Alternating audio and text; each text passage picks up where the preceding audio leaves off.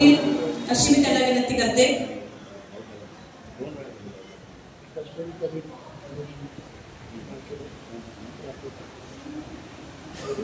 ते गुलदस्ते कशाला आणले?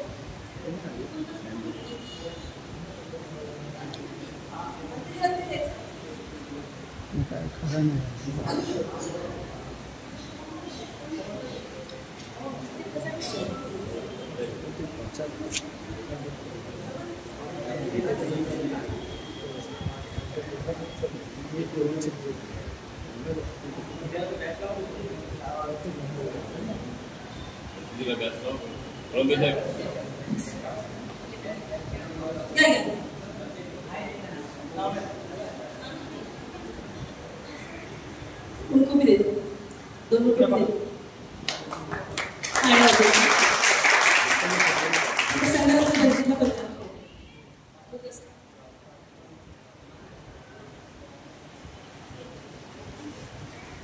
संगरत्न बंची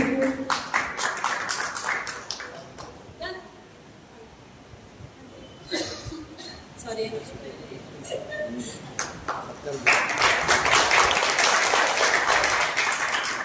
त्यानंतर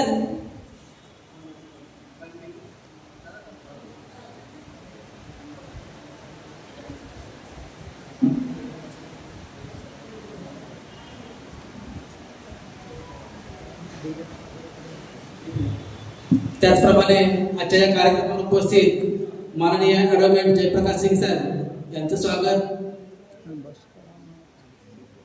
वैजयंताई करतील शिकण्याला विनंती करतो.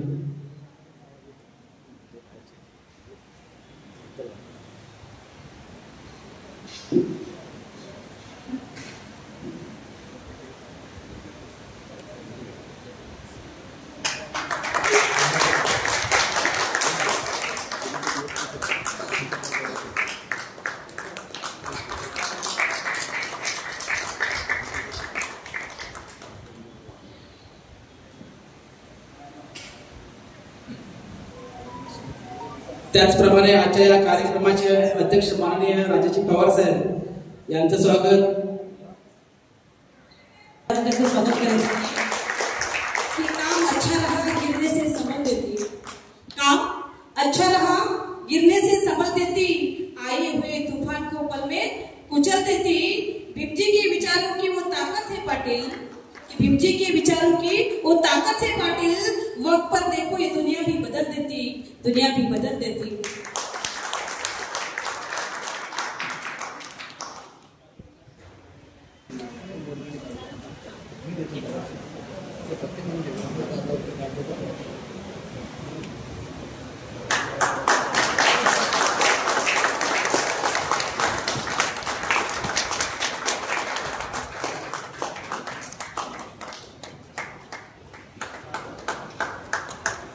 भक्तीचा संस्कार या ठिकाणी होत आहे.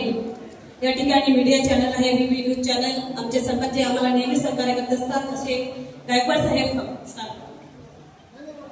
या ना तुमचे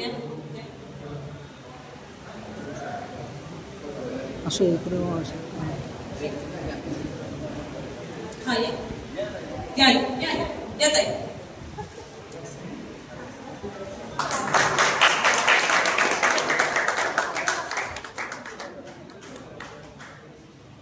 आमच्या ताई पण सत्कार करत आहे पंतजींचा.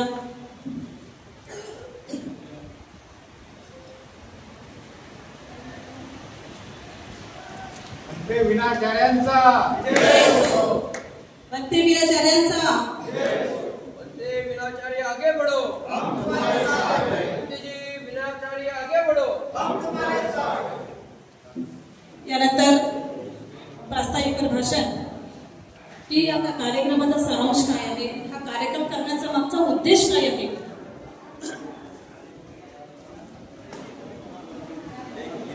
हा एवढा मोठा कार्यक्रम घडून आणला.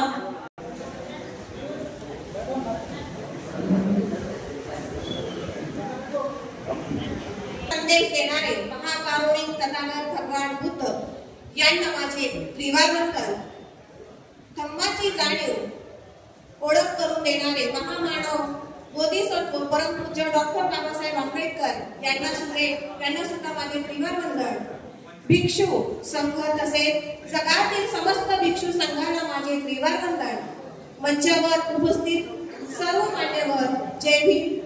जनसभेला उपस्थित सर्व बौद्ध उपासक उपासिकांना मनाचा जय भीम. त्याचप्रमाणे आपण आपल्या घरातून लाईव्ह बघणाऱ्या माझ्या समस्त बौद्ध उपासक व उपासिकांना शिल्पा नागदेवतेंचा मानाचा जय भीम. मी शिल्पा नागदेवते आपल्या समोर आपल्या जनसभेची प्रास्ताविकता मांडत आहे. महाबोधी महाविहार मुक्ती आंदोलन जनजागृती अभियान समिती राज्य यांच्या प्रयत्नातून आजच्या सभेचं आयोजन करण्यात आलेलं आहे. महाबोधी महाविहार हा जगप्रसिद्ध बौद्ध तीर्थस्थळ असून तो बौद्ध गया बिहार इथे स्थित आहे. याच पवित्र स्थळी गौतम बुद्धांनी ज्ञानप्राप्ती करून बुद्ध तत्वाची प्राप्ती केली. शतानुशत हा परिसर बौद्धांसाठी तीर्थस्थळ आध्यात्मिक प्रेरणास्थळ राहिला आहे. मात्र दीर्घकाळ या महाविहाराचे प्रशासन बौद्धांच्या हाती न राहता ब्राह्मणाच्या ताब्यात अन्य कारणास्थितीमुळे बौद्ध समाजात असंतोष निर्माण झालेला आणि महाबोधी महाविहार पुन्हा बौद्धांच्या ताब्यात यावा या मागणीसाठी महाबोधी महाविहार मुक्ती आंदोलन याची सुरुवात झालेली आहे.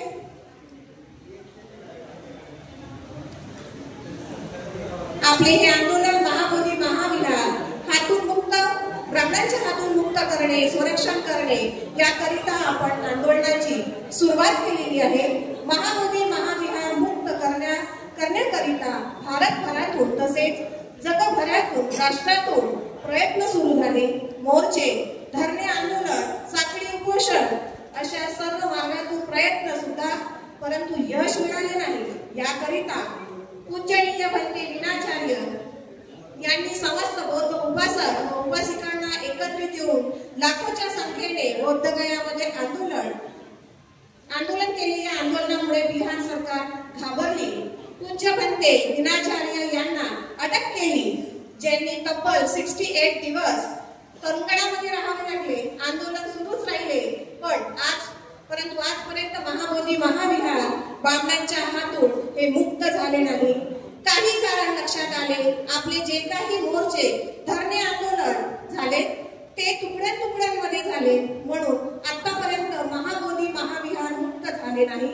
महाबोधी महाविहार मुक्त करण्याकरिता आपल्या सर्व बौद्ध उपासक उपासिकांना एकत्रित येणे प्रयत्न करणे खूप गरजेचे आहे.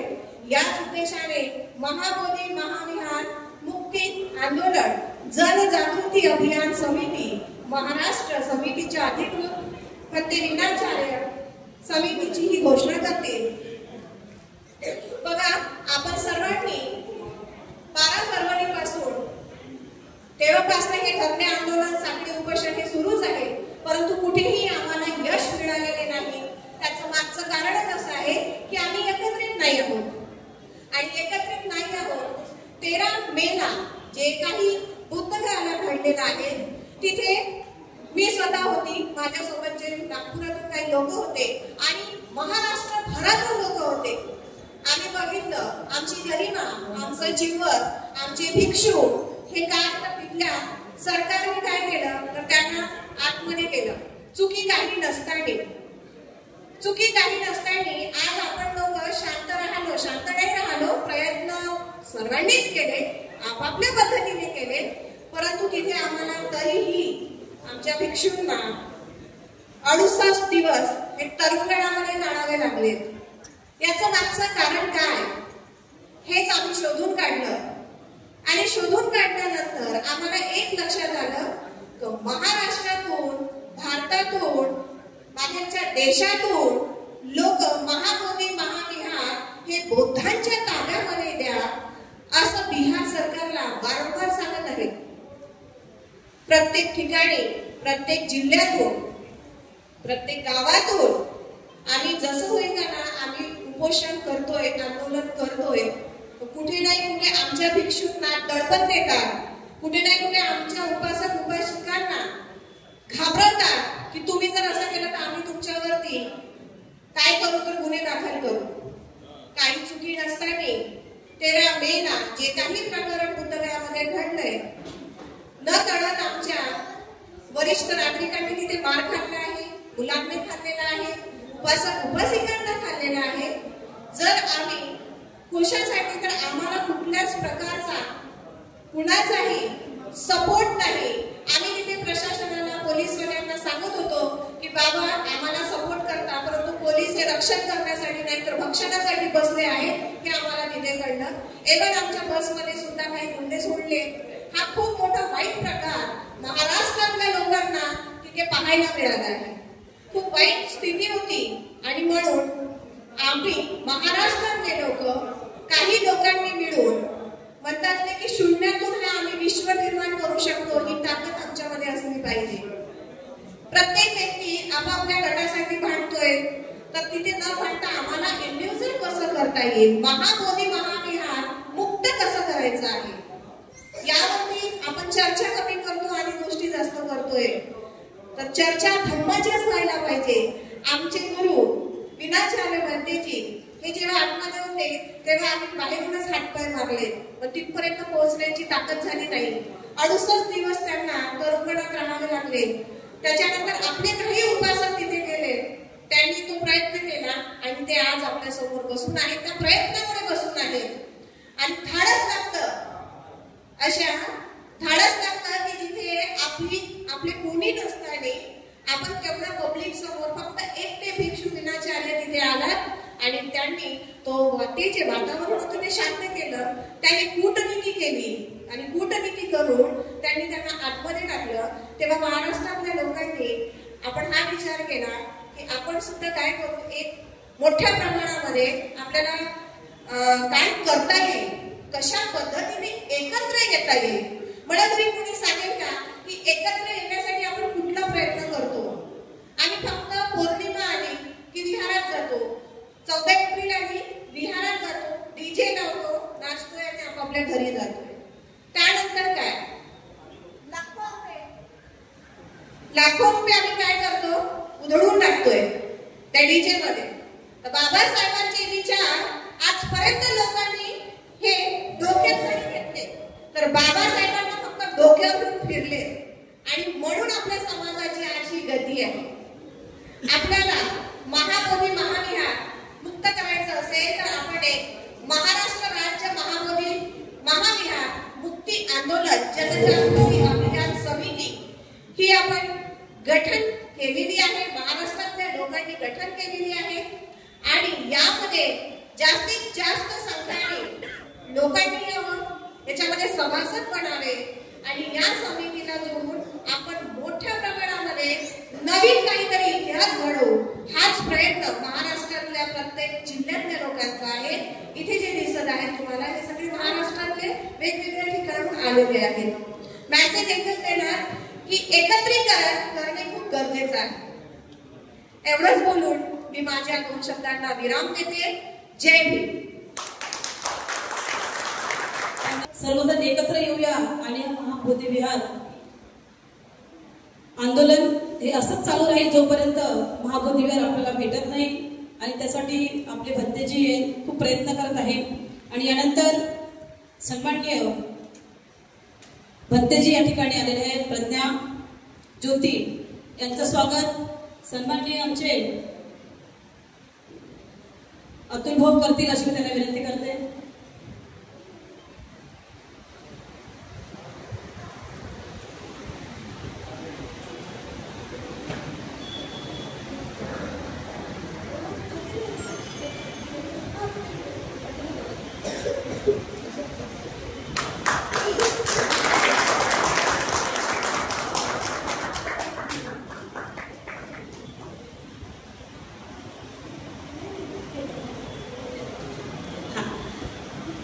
त्यानंतर या ठिकाणी आलेले आहेत सलीम मिर्झा पंचायत समिती सदस्य बीएसपी. हे यांची इच्छा आहे की आमचे सन्माननीय जयप्रकाश सिंग यांचा सत्कार करतील. ते सन्मान चिन्ह घेऊन आलेले आहेत सत्कारार्थी.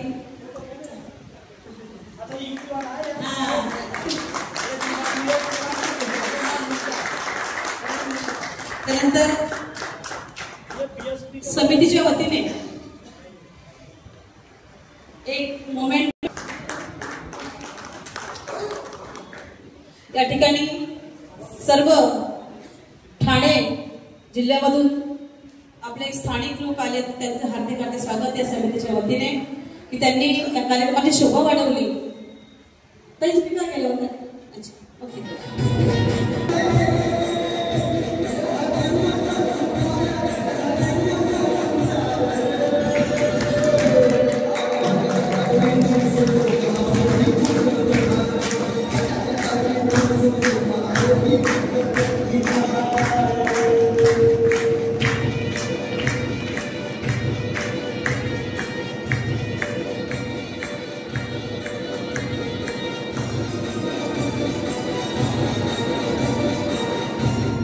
महाबोधी महावीर मुक्ती आंदोलन जनजागृती अभियान समिती आमच्या या समितीतर्फे एक मोमेंटो आदरणीय विनाचार्य भंते यांना देण्यात येत आहे. मोमेंटो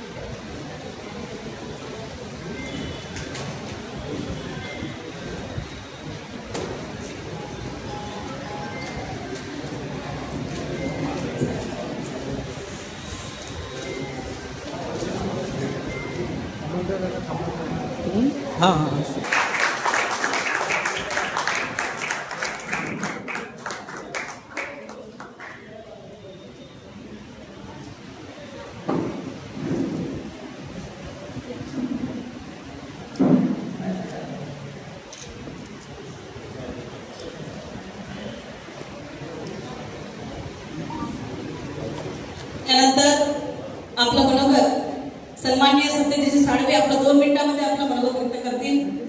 प्रत्येकाने, कारण कार्यक्रमाला उशीर झाला आहे, प्रत्येकाने आपले 2-2 मिनिटं घेऊन बराच वेळ आपल्याला प्रमुख पाहुणे, प्रमुख उपस्थिती आणि भंतेजींना द्यायचं आहे.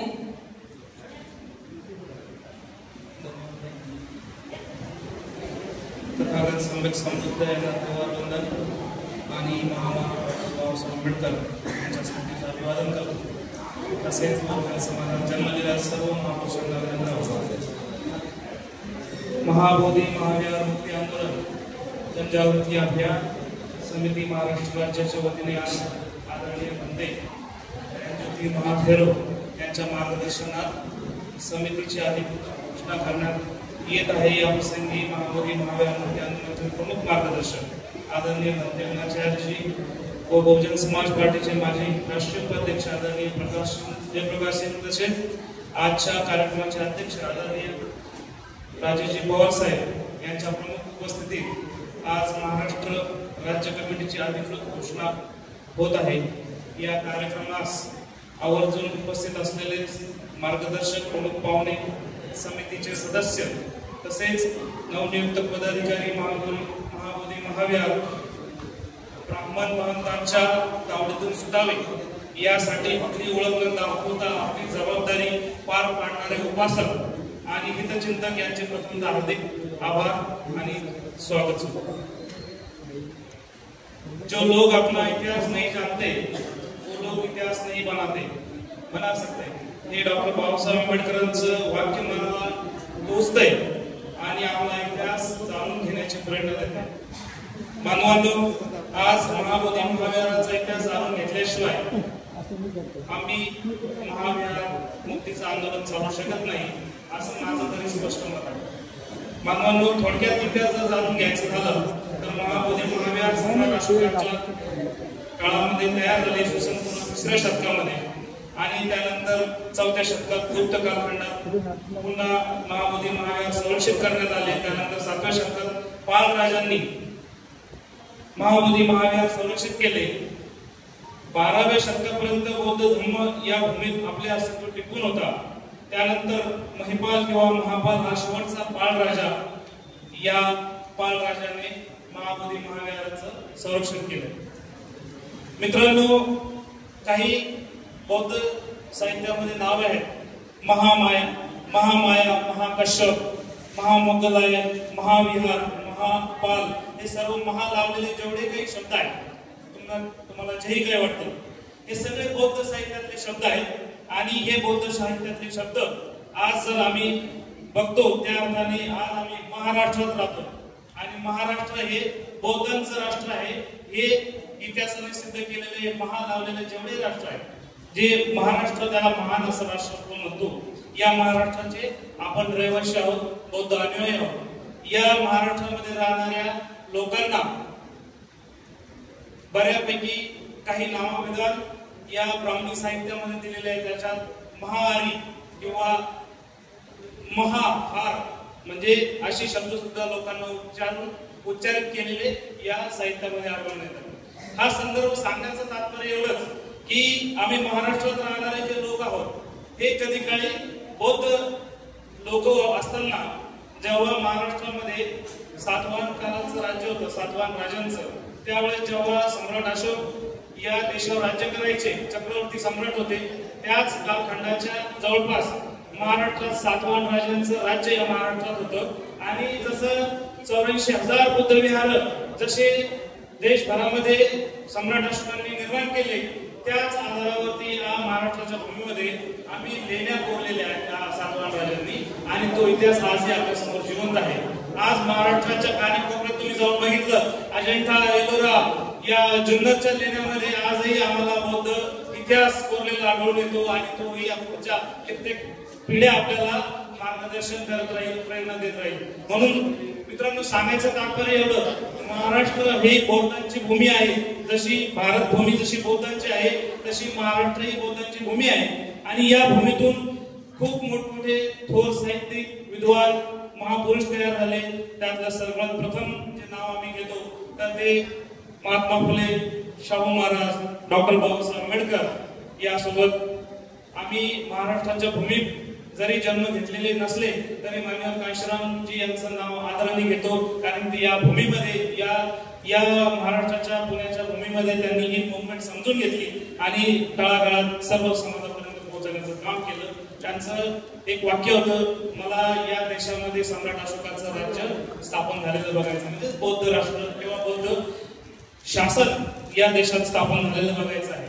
तर मित्रांनो मला 2च मिनिटं दिले होते, माझ्याकडे भरपूर काही मी लिहून आणलं होतं, परंतु मला 2 मिनिटं आपलं मनोगत व्यक्त करा असं सांगण्यात आलंय. परंतु मला जाता जाता थोडीशी काही एक छोटीशी गोष्ट सांगायची आहे की गोष्ट म्हणण्यापेक्षा एक वास्तव आहे की आम्ही महाराष्ट्रातले जे लोक आहोत या लोकांनी मुवमेंट आणि चळवळ कशा पद्धतीने चालवली, आमचं काय या चळवळीला योगदान आहे याबद्दल थोडक्यात माहिती सांगतो की जेव्हा या महाराष्ट्रामध्ये पेशवाई आली आणि या पेशवाईमध्ये आम्हाला जगणं मुश्किल केलं होतं, आमच्या सावलीचा विटाळ होता.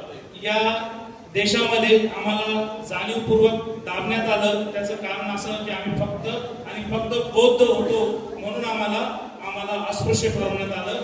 मला असं वाटतं की या महाराष्ट्रामध्ये पेशवाईच्या माध्यमातून जे आमच्यावरती अन्याय अत्याचार झाला, या अन्याय अत्याचाराला झुगारून देण्यासाठी आम्ही जी लढाई लढलो भीमा कोरेगावची, त्या लढाईचं जे पाळेमुळे आहेत तर ते या महाराष्ट्राच्या मातीत रुजले.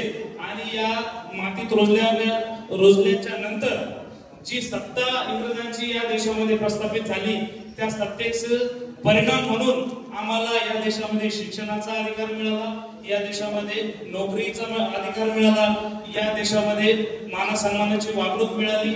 आणि सगळ्यात मोठं जर आम्ही काम इंग्रजांच्या काळात झालं तर ते या देशातला जो लुप्त झालेला बुद्ध आहे तो आम्हाला परत या इंग्रजांनी सर अलेक्झांडर कनिंघम यांच्या माध्यमातून आम्हाला उकरून बाहेर काढून दाखवण्यात आला की ही देशाची भूमी जी आहे ती बुद्ध भूमी आहे आणि या बुद्ध भूमीला आम्ही बुद्धाच्या नावाने ओळखतो. ही ओळख जी दिली ती इंग्रजांमुळे आम्हाला मिळाली आणि याच इंग्रजांच्या काळामध्ये आम्हाला शिक्षणाचे अधिकार मिळाले आणि आमचे महापुरुष शिक्षण घेऊ शकले आणि आम्हाला न्याय देऊ शकले. मित्रांनो बऱ्याच लोकांनी आमच्यावर आरोप केले की तुम्ही इंग्रजांकडून लढलात आणि इंग्रजांकडून लढल्यामुळं तुम्ही देशद्रोही ठरतात. परंतु आमची लढाई ही काही देशाच्या त्यावेळेस देश नावाचा काही गोष्ट अस्तित्वात नव्हती, परंतु आम्ही आमच्या आत्मसन्मानासाठी लढलो आणि ज्या पेशव्यांनी आम्हाला सोयीच्या टोकावरचे सुद्धा हक्काधिकार देण्यास नकार दिला तेच हक्काधिकार आम्हाला इंग्रजांच्या काळामध्ये मिळाले आणि त्या अधिकारांची परतफेड म्हणून आम्ही या देशामध्ये बुद्धिझम पुन्हा रिवायवल करू शकलो. मित्रांनो, सांगायचं तात्पर्य असं, महाबोधी महाविहाराचं जे इतिहास आहे की जर आम्ही ही लढाई लढलो नसतो तर कदाचित महाबोधी महाविहार या इंग्रजांनी उकरून काढून आम्हाला दाखवू शकले नसते. म्हणून या ज्या काही महाबोधी महाविहाराची जी लढाई आहे, जे महाविहार आज आम्हाला दिसतंय, त्याची जी काही पाळमुळे ती भीमा कोरेगावच्या लढाईमध्ये रुजली आणि तिथून पुढे ही आमची स्वातंत्र्याची लढाई सुरू झाली. म्हणून या महाराष्ट्रातील लोकांना अजूनही पुन्हा विनंती आहे की आज पुन्हा तीच लढाई लढण्यासाठी आम्हाला सज्ज व्हायचं आहे आणि या महाबोधी महाविहार मुक्ती आंदोलनासाठी आम्हाला हातभार लावायचा आहे. एवढं बोलतो, थांबतो. जय भीम, जय भारत. धन्यवाद साहेब. सभेचे अध्यक्ष आमचे मित्र राजेजी पवार सर, आजचे प्रमुख अतिथी बनते विनाचार्यजी, त्याचप्रमाणे जयप्रकाश सिंह जी, या सर्वांना क्रांतिकारी जय भीम. आज यहाँ पे विनाचार्य जी का सत्कार यहाँ उपस्थित हो रहा है. ये राष्ट्रीय नेतृत्व जो हमें बंते जी का मिला है महाबोधि बुद्ध विहार मुक्ति के लिए, प्रथमतः बंते जी के लिए आप सब तालियों के साथ उनका स्वागत करेंगे. ये महाबोधि बुद्ध विहार केवल एक विहार नहीं है, यह हमारे विचारों का, हमारे तथागत भगवान गौतम बुद्ध का और हमारे भारतीय बुद्ध के और बाबा साहब के अनुयायियों का एक अस्तित्व है. इस विहार के पीछे 84,000 बौद्ध स्तूप और बुद्ध विहार का इतिहास है. हम इस देश में चमार, कुर्मी, कोष्ठी, लवार, ओबीसी क्यों बने, इसका मूल कारण है, और वो भी हजारों सालों से क्यों बने, उसका मूल कारण है कि हम इस देश की शासक व्यवस्था संभालने वाले, इस देश में न्याय, बंधुता, प्रेम, करुणा का राज चलाने वाले हमारे वंशज थे, हमारे वारस थे.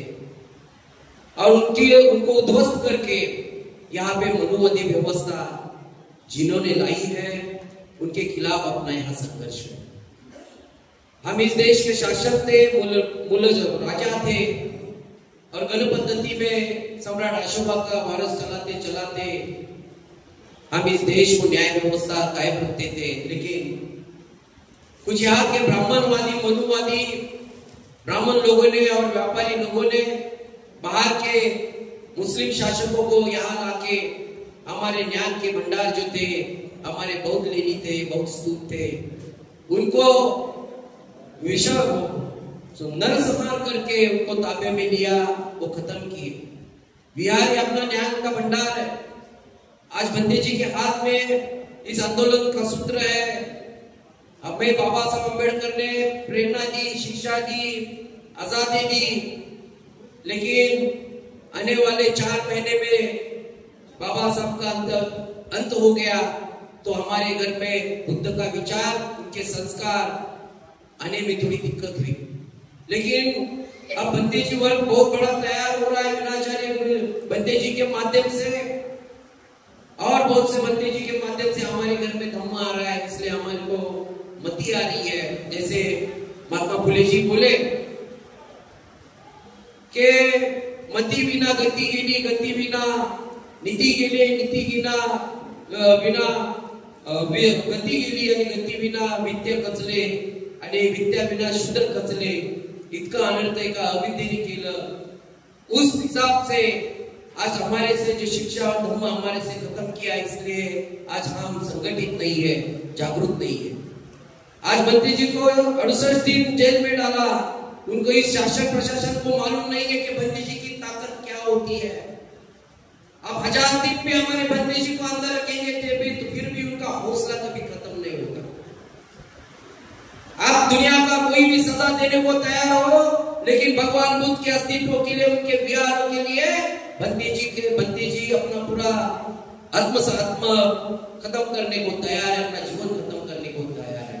क्योंकि बंते जी सर्वोच्च त्याग की मूर्ति रहती है. विनाचार्य जी सर्वोच्च त्याग की मूर्ति है. आज महाराष्ट्र के हर जिले में, हर तालुका में उनका सम्मान सत्कार होना जरूरी है. हर देश में, अपने पूरे देश में होना जरूरी है. राजेश जी पवार जी ने जो इनको सत्कार यहाँ उपस्थित किया है, ये बहुत ऐतिहासिक घटना बड़ी ऐतिहासिक घटना है। महाबोधि बुद्ध विहार का आंदोलन यशस्वी होना और बुद्ध विहार अपने हाथ में आना, ये सम्राट अशोक काल से अपने ऊपर जो हजारों साल अपने ऊपर शोषित पीड़ित वंचित रखे थे उसका बदला होगा। बाबा साहब अम्बेडकर ने ये अपन जो युग जी रहे ये सुवर्ण युग है, इसके पहला ये युग नहीं था। सम्राट अशोक और तथागत भगवान गौतम बुद्ध के समय में जो हमें आजादी और स्वतंत्रता थी, जी न्याय व्यवस्था थी, वो वहां से खत्म हुई। गए 2000 साल के बाद में हम जो जी रहे ये सुवर्ण काल में जी रहे, क्योंकि इस देश का संविधान डॉक्टर बाबा साहब अम्बेडकर ने लिखा। उसमें न्याय, समता, बंधुभाव देकर हमें संविधान दिया। भगवान बुद्ध के सभी नीति मूल्य उसमें डाले।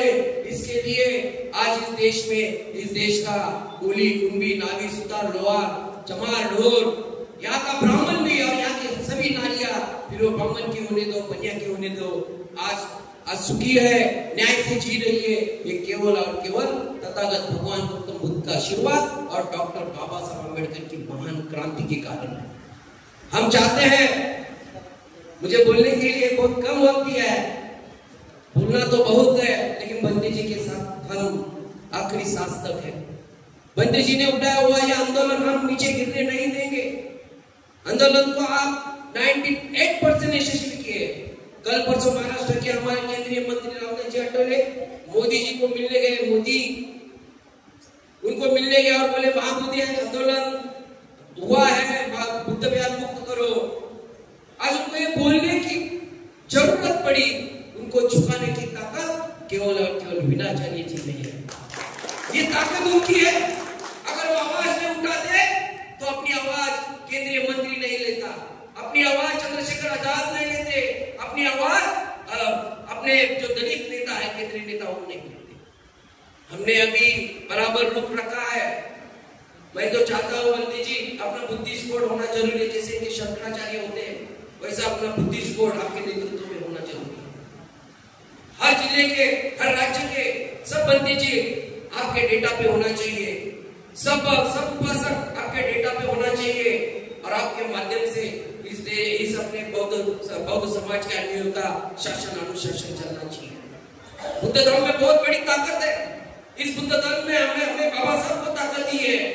बाबा साहब की क्रांति की केवल और केवल रचना केवल बुद्ध धर्म के अस्तित्व में। और हम चाहते हैं कि आने वाले युग में महाराष्ट्र में राजेश पवार जी के साथ में, जयप्रकाश सिंह के साथ में, और हमारी ये जो सब ये बेटे हैं, सब ये हमारे से ज्यादा अनुभवी। हम तो अभी तैयार हुए बंदी जी, लेकिन यहाँ 25-50 साल काम किए हुए यहाँ हमारे महाराष्ट्र के नेता लोग। ये जनता नहीं है, बसपा के माध्यम से इन्होंने काम किया, आरपीआई के माध्यम से काम किया। हम इनका काम हमारे आंखों से देखा है। हजारों सालों से, 50 सालों से इनका काम हम देखते आए हैं। हमारे घर पर बहुत से ये लोग, सभी ये महिला लोग, ये सब क्रांतिकारी है। जनता कम रहेगी, लेकिन विचार हमारा महाराष्ट्र का बहुत मजबूत है। आप आवाज दो। इस महाराष्ट्र का इस महाराष्ट्र का कचरा उठाने वाला भी आपके साथ खड़ा रहेगा। इतनी बड़ी तादाद में हम लोग हैं।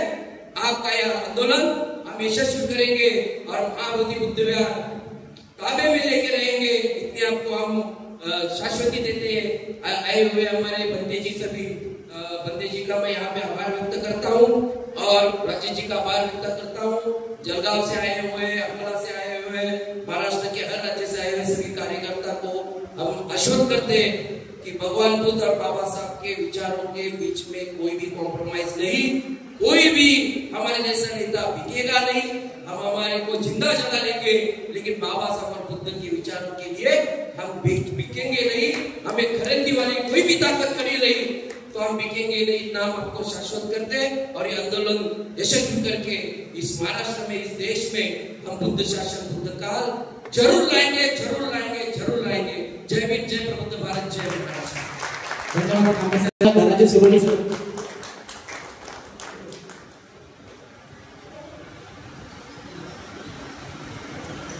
त्यामुळे आजच्या कार्यक्रमाला उपस्थित महाकारुणिक भगवान गौतम बुद्ध, ईश्वरत्न ब्रह्मचे बोधिसत्व डॉक्टर बाबासाहेब आंबेडकर यांच्या विचारांना अभिवादन करतो। आजच्या या विचार मंचावर उपस्थित सर्व मान्यवर सर्वांचं या कार्यक्रमामध्ये स्वागत आहे। आजच्या या कार्यक्रमामध्ये उपस्थित सर्वांना मैत्रीपूर्ण जय भीम. मी राजेश गायकवाड पुण्याहून आलेलो आहे. खरं तर माझी आज बोलण्याची काही इच्छा नव्हती, कारण बरेच जण बोलणार आहे, त्यामुळे मी माझा वेळ त्यांना द्यावा असं मी संयोजकांना विनंती केली होती. जर का त्यांना काय राहिलंच बोलण्याचे काय मुद्दे तर ते मी मांडावे अशी माझी इच्छा होती, पण असो त्यांनी सुरुवातीला माझं नाव घेतलं. विषय खूप मोठे आहेत आणि वेळ खूप थोडा दिलेला आहे, त्यामुळे कसं मांडायचं हा एक प्रश्न आहे. आपण सर्वजण जाणता 12 फेब्रुवारी पासून या आंदोलनाला सुरुवात झाली. मला तुम्ही हिंदीमध्ये बोला, हिंदी में बोलना ठीक रहेगा क्योंकि हमारे जो गेस्ट है वो हिंदी भाषिक है और उन्हें भी समझना चाहिए हम क्या कह रहे हैं, तो हम क्षमा चाहते हैं. वैसे महाराष्ट्र में सभी लोग हिंदी तो समझते ही हैं और ऐसी कोई जरूरत नहीं कि हमारे ऊपर कोई मराठी की सख्ती करे यहाँ पर, तो वैसे सही है. तो साथियों 12 फरवरी से सही मायने में ये नए तरीके से आंदोलन शुरू हुआ. वैसे इसका इतिहास हम सब जन जानते हैं. हमारे मित्र सालवे जी ने पूरी दास्तान यहाँ पे बयां की है. लगभग 135 साल कहा जाता है आंदोलन जो शुरू हुआ धम्मपाल नागरी जी की तरफ से, लेकिन वैसे देखा जाए तो ये इतिहास बहुत पुराना है, सम्राट अशोक से जुड़ा हुआ है. और जब से वो इस धरोहर को मिटाने की कोशिश की गई तब से हम अन्याय सहन कर रहे हैं. इस बारे में ऐसा नहीं कि केवल 135 साल, इस धरोहर को मिटाने की जब से कोशिश की गई तब से हम ये अन्याय झेल रहे हैं और आज तक हम इसी को होते आ रहे हैं. आज के परिप्रेक्ष्य में बनते वीणाचार्य जी के नेतृत्व में जो उन्होंने वहां जो कदम उठाए और सही मायने में महाबोधि महाविहार का चित्र जो पूरे देश भर में फैला है, उनके जो छोटे छोटे क्लिप्स थे उनके माध्यम से हमें पता चला. हम वैसे तो बहुत बार जाते थे, कई बार गए हुए हैं बोध गया में, लेकिन इस नजरों से कभी देखा नहीं था जो हमें आज उनकी नजर से हमें देखने को मिला. और उसके बाद हमारे मन में एक हलचल हुई कि सही मायने में ये महाबोधि महाविहार के अंदर क्या चल रहा है, क्या नहीं चल रहा है. वैसे बुद्धिस्ट के जितने भी जगह है, बुद्धिस्ट की जितने भी धरोहर है, जितने भी वस्तुएं हैं, ये हर जगह पे जो संस्था हो, बुद्धिस्ट की कोई संस्था हो, हर जगह पे हमसे ज्यादा कहीं और किसी औरों का आधिपत्य है, अधिकार है. कोई भी संस्था लीजिए वहां ब्राह्मणों ने हस्तक्षेप किया हुआ है और बड़ी चालाकी से किया हुआ है. और जहां वो डायरेक्ट नहीं पहुंच सकते हैं वहां अपने लोगों को उन्होंने हमारे रूप में वहीं पे भेजा गया है और उनके तरफ से उनका खुद का एजेंडा वो लोग चलाते हैं. हम सब जानते हैं ये केवल महाबोधि महावर की समस्या नहीं है. तो बाबा साहब की मूवमेंट के, तथागत की मूवमेंट की जितने भी संस्थाएं हैं तो हर जगह पे यही चल रहा है. हम अगर बारीकी से देखें, हमारे साथ यहाँ पे हमारे मित्र फुलझड़ी साहब बैठे हुए हैं, वो बार बार हमें जब से हमसे हमारी उनके साथ मुलाकात हुई है हमें वो चीजें बताते हैं कि सही मायने में वहाँ भारतीय बौद्ध महासभा हो या दीक्षा भूमि हो, वहाँ पे क्या क्या चल रहा है ये सब अगर देखा जाए तो हमें समझ में आता है कि हर जगह पे लोग हमारे चेहरे दिखते हैं लेकिन विचारधारा उनकी चलती है. ये वस्तु स्थिति है. और जो बनते वीणाचार्य ने वहाँ पे छोटी सी क्लिप दिखाई, वहाँ अंदर क्या चल रहा है, तो उससे हमें प्रेरणा मिली, हमारे में जागृति हुई सही मायने में. और हम लोगों ने तय किया जो उन्होंने नारा दिया था 12 तारीख 12 लाख का, उसके उपलक्ष्य में हम लोग वहां पे उपस्थित हुए थे. बड़ी उम्मीद थी और ऐसा लग रहा था कि ये आंदोलन है बड़ी तेजी से चल रहा है, बड़ी जोर शोर से चल रहा है. और वहां जाने के बाद हमें जो दिखाई दिया वो कुछ अलग था. साथी 12 तारीख को हम वहां पहुंचे, 11 तारीख को रात को पहुंचे. वहां जो हमने दृश्य देखा और हम जब ट्रेन में सफर कर रहे थे तो 10 तारीख को हमें पता चल गया था कि आंदोलन स्थगित हो गया है. बड़ी मायूसी सी छाई हुई थी. हमारे साथ जितने भी 8-10 लोग गए थे सब लोग मायूस हो रहे हैं, हम तो गलती डिसीजन ले लिए होंगे, आपके कहने से हम लोग चले आए, लेकिन यहाँ का माहौल तो कुछ अलग ही है. ये आंदोलन तो स्थगित हो गया है.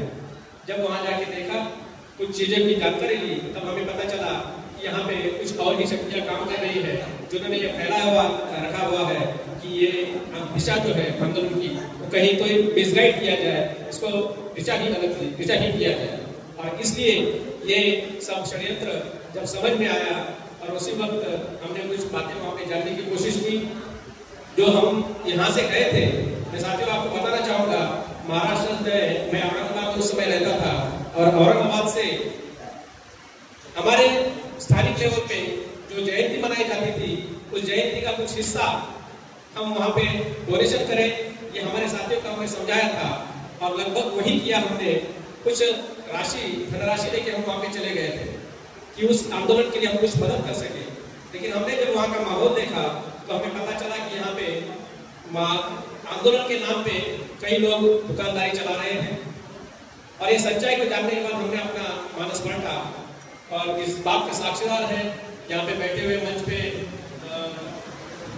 शिल्पाताई नागदेवती जी है, वसुंधरा फूलदेवी जी है, बंदे वीराचार्य जी है। वहाँ पे जो 12 तारीख को जो गड़बड़ी हुई और उसके बाद में 12 को हुई, 13 को हुई, ये सबके बाद में 12 तारीख को ही दोपहर को एक मीटिंग आयोजित की गई होटल प्रिंस में। मैं बताना चाहूंगा उस होटल प्रिंस में हम बड़ी उम्मीद लेके बैठे थे कि जो भी चल रहा है आंदोलन के नाम से वो सही दिशा में नहीं जा रहा है, कुछ गलत दिशा में जा रहा है, तो इसको सही कैसे किया जाए। अगर सही करना है तभी हम इसमें भाग ले सकते हैं, अन्यथा हम हमारे साथ में अपने लोगों को भी हम गुमराह कर सकते हैं।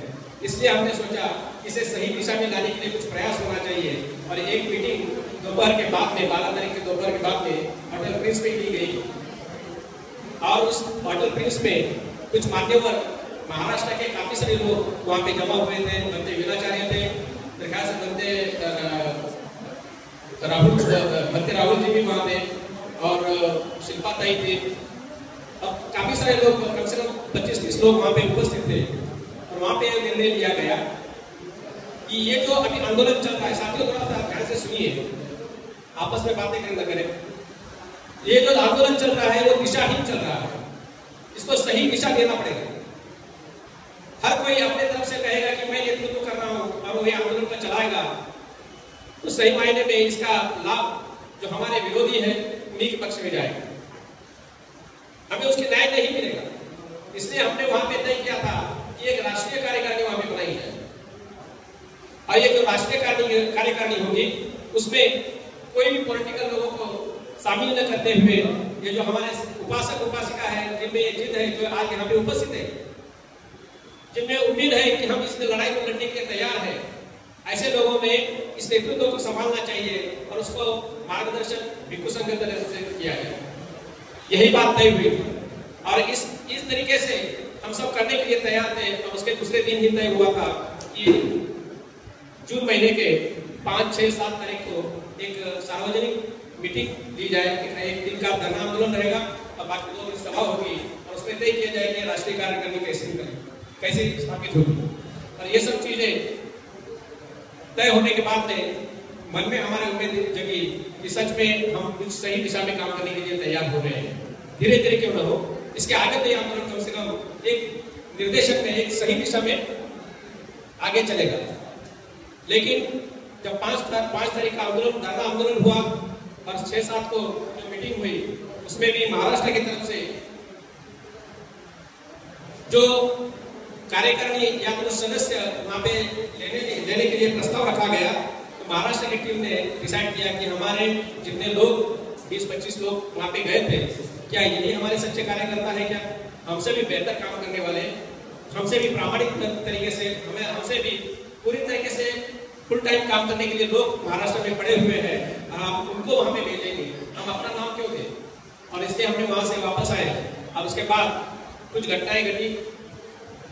बंदे जी तो जेल में बंद थे, आपको बताया गया है, बंदे जी जेल में थे और उस वक्त जो कुछ जिस तरीके से हमें ट्रीट किया गया तो हमारे मन में कुछ खटास हुई और हमें ऐसा लगा कि ये कुछ सही तरीके से नहीं चल रहा है, किसी पार्टी प्रमुख इसको कंट्रोल में कर रहे हैं और ये वो फिर भी ये कई दिशा में भटक जाए।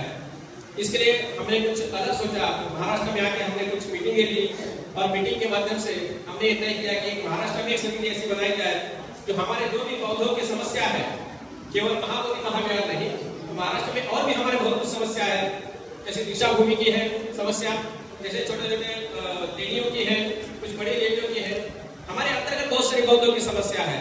उसके लिए एक लड़ने वाली एक समिति ऐसी गठित हो और फिर उसी में से हम कुछ लोगों को जो राष्ट्रीय कार्यकारिणी बनेगी, जैसे कि अभी BSS बुद्धिस्ट समन्वय संघ जो राष्ट्रीय लेवल पर बन रहा है, उसमें भी हम लोगों को भेजेंगे। इस तरीके से हमने सोच के ये सब बनाया था, लेकिन वहां से कुछ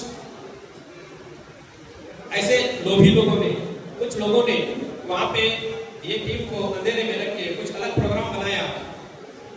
और आप देख रहे हैं, आप जानते हैं सब कुछ, मैं किसी का नाम नहीं लूंगा यहाँ पे, लेकिन जो भी हुआ उसके लिए उन्होंने अपने हित लाभ को देखते हुए इस टीम को अंधेरे में रख के कुछ अलग डिसीजन लिए गए। और इस वजह से हमको थोड़ा सा अजीब लग रहा था। लेकिन अभी बंते जी आए हुए हैं, बंते जी का हमने यहाँ पे सत्कार भी कर रहे हैं, सत्कार किया हुआ है।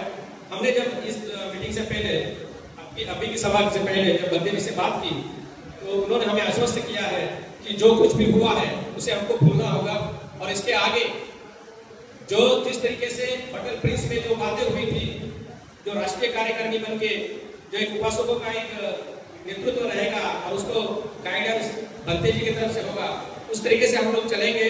लेकिन थोड़ा समय लगेगा, हमको सबको साथ में मिलकर चलना है, क्योंकि जितने भी हम संगठन बनाएंगे, उस संगठन जितने भी बनते रहेंगे, उतने ही हम लोग एक दूसरे से अलग अलग होते रहेंगे। तो मैं बंते जी से भी अनुरोध करूंगा कि आप अपने अध्यक्ष के भाषण में, आपके भाषण में आप इस बात को थोड़ा स्पष्ट रूप से हमें समझाएं कि आपकी कैसी कैसी रणनीति होगी, किस तरीके से हमें चलना है। तो हम इस बात को लेके बड़े आश्वस्त हो जाएंगे, और हम चाहते हैं कि ये जो समिति रहेगी, ये समिति निश्चित रूप से आपके सहयोग के लिए तत्पर रहेगी, आपके साथ में काम करने के लिए तैयार रहेगी। धन्यवाद, आप लोगों ने सबने हमको सुना, और बहुत सारी बाकी लोग बात करने वाले हैं, तो मैं ये अपने बातों को विराम देता हूँ। जय हिंद। विश्ववंदनीय तथागत सम्यक संबुद्ध क्रांतीचे अग्रदूत महात्मा ज्योतिबा फुले, आरक्षणाचे जनक राजर्षी शाहूजी महाराज, भारतीय संविधानाचे निर्माते परमपूज्य बोधिसत्व भारतरत्न डॉक्टर बाबासाहेब आंबेडकर, ज्या ज्या संतांनी महापुरुषांनी तुमच्या आमच्या उत्थानासाठी जीवाचा रान केलं, त्या समस्त बहुजन महापुरुषांना प्रथम त्रिवार अभिवादन। आजच्या या सोहळ्याला उपस्थित आदरणीय बंते विनाचार्यजी, त्यांच्या समूहात आलेले सर्व भिक्खूगण, आदरणीय जयप्रकाश सिंहजी, आदरणीय राजेश पवारजी आणि मंचकावर उपस्थित समस्त बांधव, हमसे तो चलती हुई नाव भी चलाई नहीं जाती, हमसे तो चलती हुई नाव भी चलाई नहीं जाती, नाव कागज की चलाते हैं चलाने। 2500 वर्षापूर्वीचा तुमचा आमचा दैदिप्यमान इतिहास, 84,000 स्तूप, लेण्या, विहार, 21 देशामध्ये डौलाने फडकणारा तुमचा 25वी ध्वज, बाबासाहेब आंबेडकर नावाचा प्रकांड पंडिताचा तुम्हाला आम्हाला वारसा, पण तरीही जिथं खोदाल तिथं बुद्ध सापडतो, तरीही आम्हाला सिद्ध करताना नाही तेवढ्या अडचणी येतात, आणि त्यांचं काहीच अस्तित्व नाही, ते शेंदूर फासून त्यांचं अस्तित्व सिद्ध करण्याचा प्रयत्न करत असतात। ही तुमची आमची शोकांतिका। आज आम्ही महाबोधी महाविहार मुक्ती आंदोलनाच्या निमित्ताने या ठिकाणी जमलो। महाबोधी महाविहार मुक्ती आंदोलन सुरू झालं तेव्हापासून संपूर्ण देशामध्ये आंदोलन होतं हे सगळ्यांना माहित आहे। तुमच्या ठाण्याचा विशेष कौतुक करावं लागेल। ठाण्यामध्ये खूप मोठा मोर्चा काढला तुम्ही लोकांनी, पुण्यामध्ये खूप मोठा मोर्चा निघाला, नागपूरला मोर्चा निघाला, अमरावतीला मोर्चा निघाला, मोर्चा खूप निघाले, पण त्यानंतर झाला काय? आम्ही सिंहावलोकन करत नाही। सिंहावलोकन हा शब्द नीट लक्षात घ्या बांधवांनो। सिंह काय करतो माहिती आहे का? सिंह 2-4 पावलं पुढे चालतो, थांबतो आणि मागे वळून पाहतो। 2-4 पावलं पुढे चालतो, थांबतो आणि परत मागे वळून पाहतो। म्हणजे काय करतो तो? हे बघतो की मी किती ग्राउंड माझ्या कव्यात घेतला आहे, मी किती प्रगती केली आहे। आम्ही आंदोलन तर भरपूर करतो, पण आम्ही सिंहावलोकन करत नाही। आज त्याची गरज आहे। महाबोधी महाविहार मुक्ती आंदोलनाचं जर सिंहावलोकन करायचं म्हटलं, फार काही सन्मानाने सांगण्यासारखी आमच्याकडे गोष्ट नाही। या देशामध्ये महाबोधी महाविहाराचा सर्वात पहिला प्रश्न जो पुढे घेऊन निघाले ते लॉर्ड कनिंघम, एक इंग्रज व्यक्ती। त्यानंतर या देशामध्ये महाबोधी महाविहाराचा मुद्दा घेऊन जर कोणी पुढे निघाले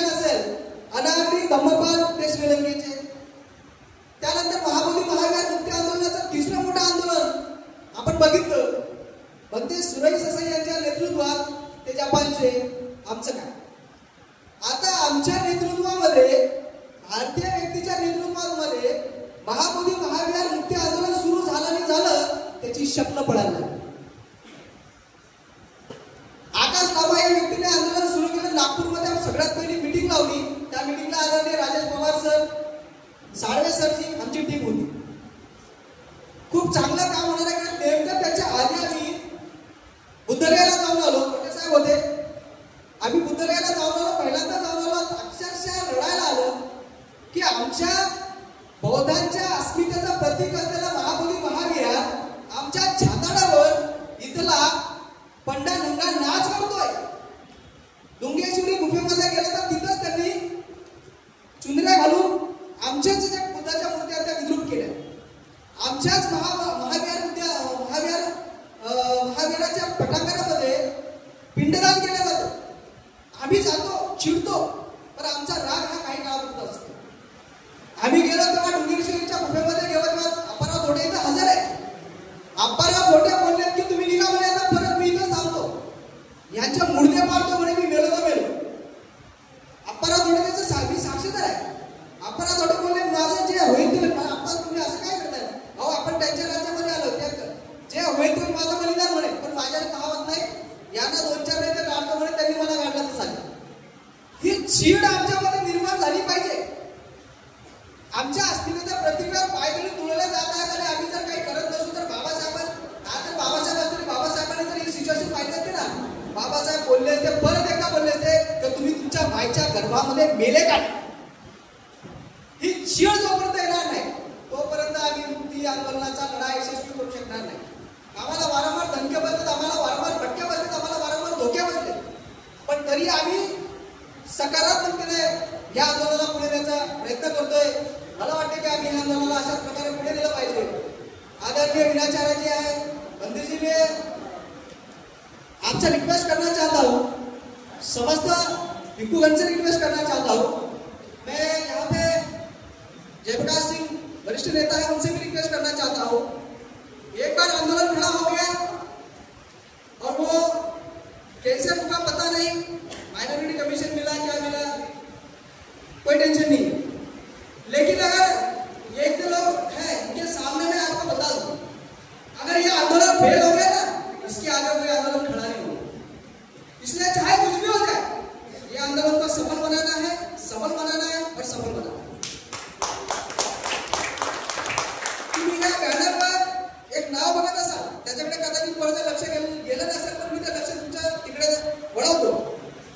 महाबोधी महाविहार मुक्ती आंदोलन जनजागृती अभियान समिती महाराष्ट्र राज्य, याच्यावर लक्ष फोकस करा. ही समिती स्थापन करण्यापाठीमागचं कारण काय होतं हे तुम्ही नीट समजून घ्या. कारण आजची जी आपली मीटिंग आहे, आजचा हा जो कार्यक्रम आहे, या कार्यक्रमामध्ये जर याच्या पाठीमागचं कारण जर तुम्हाला समजलं नाही तर मग काय फायदा नाही. या कार्यक्रमाचा काही फायदा होणार नाही, तिच्या सत्कारापुरता तो मर्यादित आहे. दिल्लीमध्ये या आंदोलनासाठी एक मीटिंग झाली. त्या मीटिंगमध्ये असं ठरलं की आपण एक समन्वयक संघ स्थापन करायचा. महाराष्ट्रातील 15 ते 20 लोक आम्ही तिकडे होतो. आमचं तिथं एवढंच म्हणणं होतं की जे काय म्हणेल ते डेमोक्रेटिक लोकशाही पद्धतीने झालं पाहिजे. आता लोकशाही पद्धतीने म्हणजे काय की खालून वर नाही. म्हणजे पहिला कसं काय तुमचे सदस्य तयार होतील, सदस्यांचे मग वरचे पदाधिकारी वर चालले. हे कसं होतं की हा लोकशाही पद्धतीने आम्ही एवढ्या लोक बसून ठरवू की आमच्यातील कोणते 2 लोक आम्हाला वर पाठवायचे. मग संपूर्ण जिल्ह्याचे 2 लोक त्या ठरवतील की आमचा कोण माणूस वर पाठवायचा आहे. राज्याचे लोक ठरवतील की केंद्रामध्ये आमचा कोण माणूस पाठवायचा. याने काय होईल की आमच्यातून लोक वर जातील, बरोबर आहे, आमचे खरे प्रतिनिधी जातील. पण तिकडे तसं झालं नाही. तिकडे त्यांनी तसं ठरवून घेतलं. आम्ही 10-15 लोकांनी एक लेटर दिलं की आमचं म्हणणं ऐकून घ्या. दुर्दैवाने त्यांनी आपलं म्हणणं ऐकलं नाही आणि त्यामुळे नाईलाज होतो. आम्हाला सगळं महाराष्ट्र लोकांना बसावं लागलं आणि आम्ही ठरवलं की आता आपण काय केलं पाहिजे. तर महाबोधी महाविहार मुक्ती आंदोलनात प्रामुख्याने बुद्धिस्ट समन्वयक संघच्या माध्यमातून लढत जात आहे. त्याच्यासोबतच ऑल इंडिया बुद्धिस्ट फोरमच्या माध्यमातून लढत आहे. पण मी त्या दाव्याने सांगतो की आम्ही बुद्धिस्ट समन्वयक संघाचे पण माणसं नाही, ही समिती आम्ही ऑल इंडिया बुद्धिस्ट फोरमचे पण माणसं नाही, पण याच्या विरोधात सुद्धा नाही. तर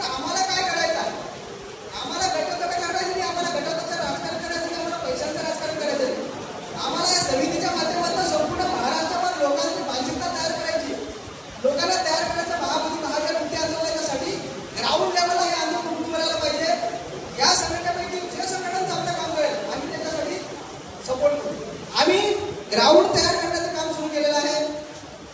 या समितीचा एवढा निर्देश आहे आणि मला वाटतं आपण या ठिकाणी जमलेला आहे. माझी विनंती असेल आपल्याला की आपण या समितीमध्ये काम करा आणि ह्या आंदोलनाला खूप मोठ्या ताकदीने बळकट करूया. धन्यवाद. जय हिंद. जनजागृती अभियान महाराष्ट्र राज्य या संघटनेची या ठिकाणी घोषणा होणार आहे. तसं त्याचप्रमाणे या ठिकाणी सन्माननीय मोठे विनाचार्य दिल्ली यांचा सुद्धा सन्मान सत्कार होणार आहे. अशा या कार्यक्रमाचे अध्यक्ष सन्माननीय राजेश पवार, सन्माननीय भंते संघरत्न, भंते खंडितो, भंते ज्योती प्रज्ञा ज्योती आणि सन्माननीय अशा या कार्यक्रमाचे प्रमुख विशेष उपस्थित असलेले या प्रकारचे सन्माननीय संदीप खांबे, सन्माननीय राणासाहेब गायकवाड, आयोजक अतुल जाधव आणि सर्व माझ्या धम्म मित्र बंधू भगिनी, या ठिकाणी मी थोडक्यातच बोलणार आहे.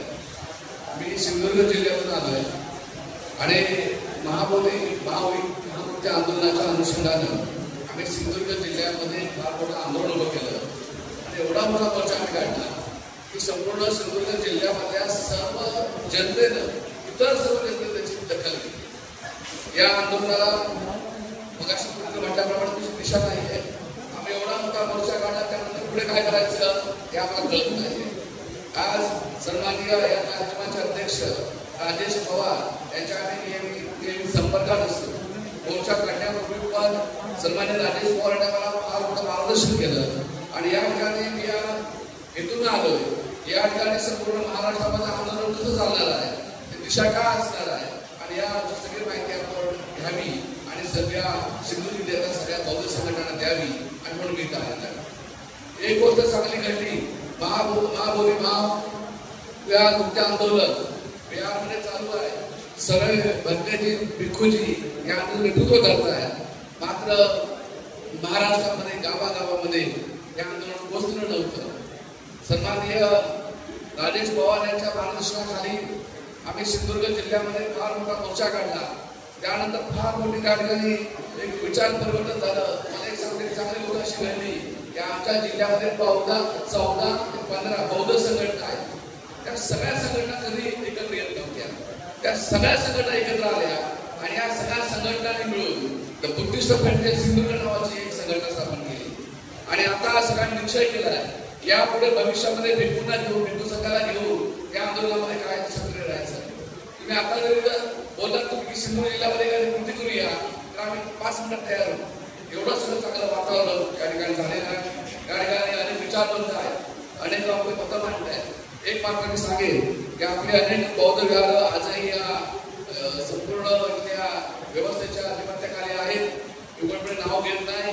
महाविहार महामुक्तीचं आंदोलन चालू असताना ही सगळी गोष्ट या सगळ्या माहिती आपण घेऊन ठेवायला पाहिजे. कारण भविष्यामध्ये महाराष्ट्रामध्ये आपल्याला जी विहार ज्यांनी वेगळून केलेली आहे ती मुक्त करण्यासाठी आपलं आंदोलन करावं लागेल. म्हणून संपूर्ण महाराष्ट्रामध्ये सगळ्या बौद्धांनी एकत्र येणं गरजेचं आहे. आज महाराष्ट्रामध्ये आणि देशामध्ये हे जे आंदोलन आहे हे आंदोलन मोठ्या पद्धतीनं चालू राहायला पाहिजे आणि त्यासाठी अशा प्रकारचे कार्यक्रम होणं अत्यंत आवश्यक आहे. ठाणे जिल्ह्यामध्ये सगळ्या महाराष्ट्रातल्या प्रमुख कार्यकर्त्यांना बोलवून जे काही विचार मंथन होतंय फारच एक चांगली गोष्ट आहे. आणि तुम्ही सुद्धा जिल्ह्यामध्ये जाऊन तालुक्यामध्ये जाऊन लोक मंडळींनी या कामाचं आपल्या प्रबोधन केलं पाहिजे. आम्ही जो मोर्चा काढला मी आता त्याने क्लिप दाखवली. 9 मिनिटाची आमची क्लिप आहे सिंधुदुर्ग जिल्ह्याची. 1 रुपयाचा पण आपण घेतला नाही.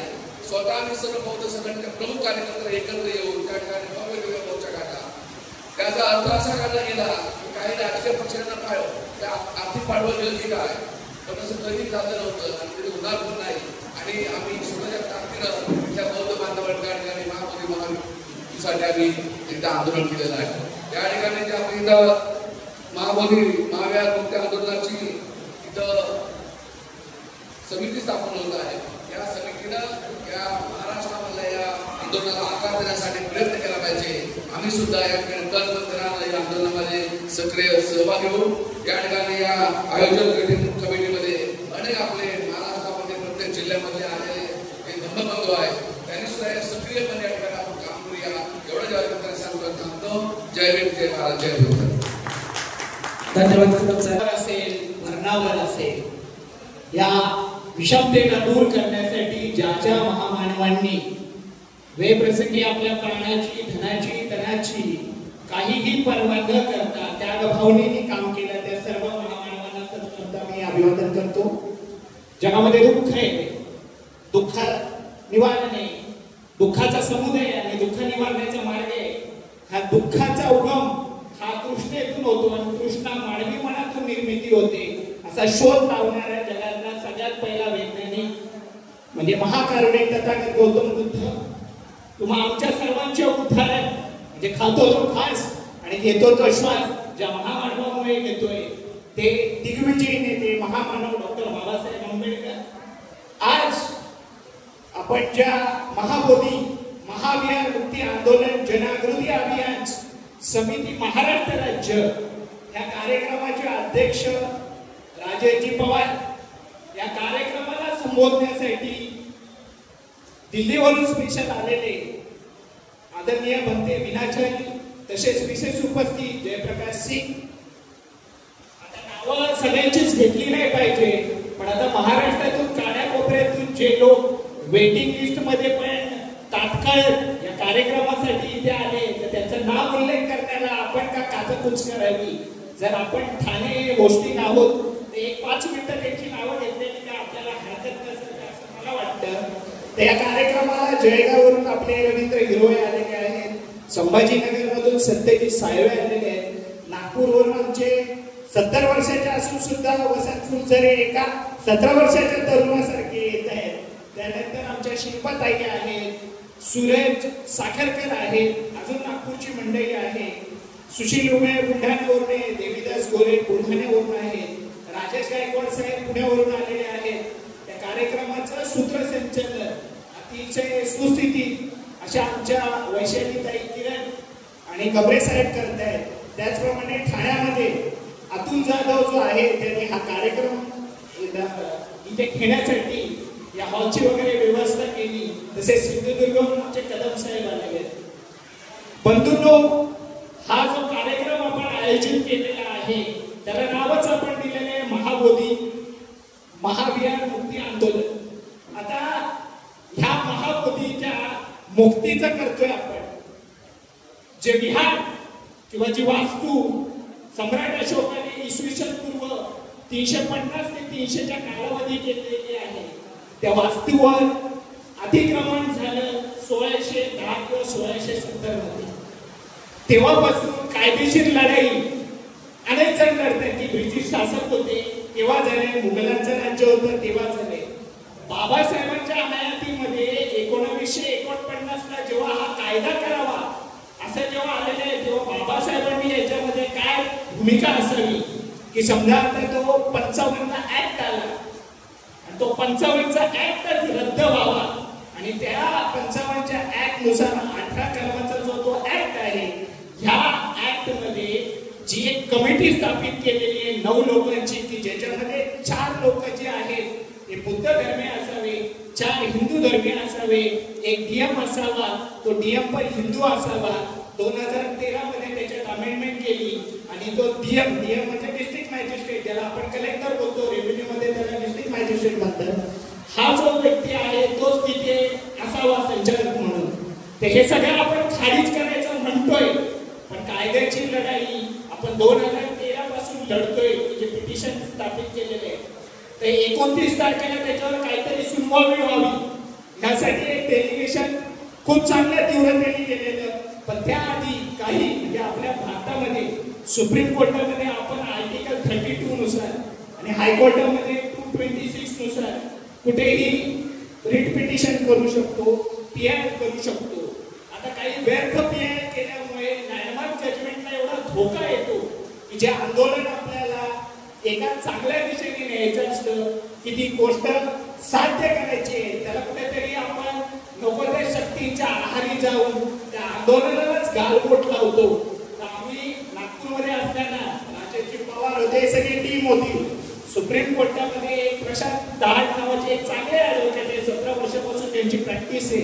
तर 4 तारखेला या आंदोलनामध्ये 3 चांगले मुद्दे मांडून त्यांनी ऑब्जेक्टर म्हणून स्वतःला एनरोल केलं. तर ह्या पुढची जी सुनवाई होईल त्याच्यामध्ये जे ऑब्जेक्टर असतील आणि हा मुद्दा असा आहे की आता ही मुक्ती करायची तर नेमकी मुक्ती कशाची करायची, या बुद्ध विहाराची मुक्ती करायची ती कशी करायची. तर आता हिंदूंपासून जर मुक्त करायचे तर सुप्रीम कोर्ट काही तुम्हाला वर्शिप बद्दल एखादा जजमेंट देणार नाही की you don't practice the Hinduism. जर तुम्हाला ते मुक्त करायचं असेल तर हिंदूंना तुम्ही आवाहन करा ना की हे जर बुद्ध विष्णूचा अवतार आहे तर तुमच्या का इतरांच्या मंदिरामध्ये नाहीये आणि बुद्धांचे विहार सोडून मग मंदिर का नाहीये. अख्ख्या भारतामध्ये कुठले कुठले 12 ज्योतिर्लिंग सापडतात, अख्ख्या देवस्थान सांगतात तिथे का बुद्ध नाहीये. तर आमच्या ज्या वास्तू आहेत किंवा जे चांगलं असतं ते आपलं कसं करावं ही फटनीती आणि हीच कूटनीती त्यांना चांगली आत्मसात आहे. त्याच्यामुळे त्यांनी आपल्या ह्या बुद्ध विहारामध्ये आक्रमण करून तिथे त्यांची सत्ता केलेली आहे. त्या बाबासाहेबांनी 1956 आपल्याला बुद्ध धर्म देताना 22 प्रतिज्ञा दिल्या. त्या 22 प्रतिज्ञेमध्ये बाबासाहेब सरळ सरळ म्हणतात की बुद्ध हा विष्णूचा अवतार नसून ही खोटी आणि गैर अशी पसरवलेली गोष्ट आहे आणि त्या हा खोडसर अशी गोष्ट आहे.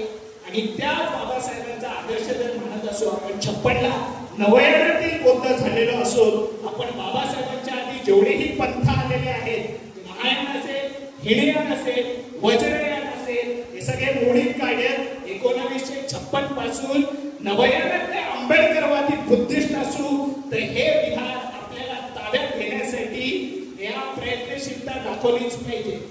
आणि याच्यासाठी जे जे काही मंडळी काम करतात ते भिक्खू असतील, उपासक असतील, तुम्हाला कुणाचं वागणं बरं वाटत नसेल तुम्ही या आणि सामील व्हा.